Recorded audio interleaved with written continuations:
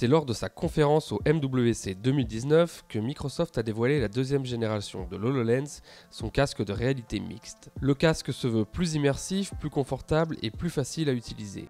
À l'écoute de ses clients, Microsoft a presque doublé le champ de vision, celui-ci passant de 27 degrés à près de 52 degrés. La reconnaissance simultanée des gestes des deux mains est dorénavant possible pour une manipulation plus intuitive des objets virtuels. L'HoloLens 2 se dote également de capteurs de suivi oculaire, permettant aussi la reconnaissance d'iris via l'authentification Windows Hello. Il est maintenant possible de sortir rapidement de la réalité mixte, il suffit seulement de relever la visière amovible. Au niveau des caractéristiques, l'HoloLens 2 est équipé d'un CPU Snapdragon 850, d'un GPU propriétaire conçu par Microsoft et il est fabriqué en fibre de carbone pour un poids optimal. Son autonomie annoncée est d'environ 3 heures.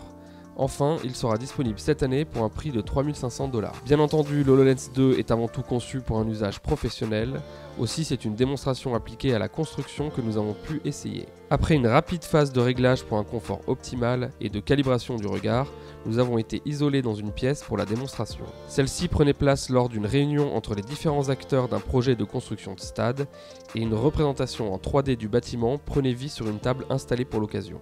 L'expérience était visuellement assez réussie, avec une intégration agréable de la scène 3D dans l'environnement réel.